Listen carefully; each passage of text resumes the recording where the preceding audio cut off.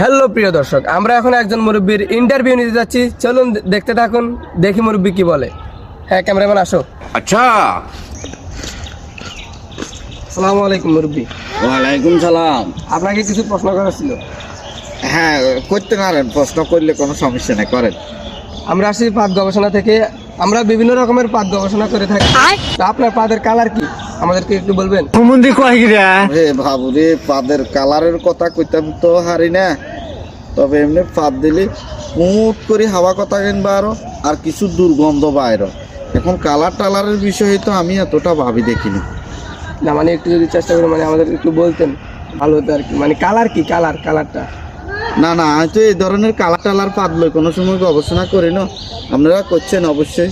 এখন আমি কি পাদ একটা মারি আপনাদের দেখাইতাম নাকি আপনি একটু কষ্ট করি? আমার ওই লেফটিনটা এইদিকে আছে, যাই সাহেবের নি কোনো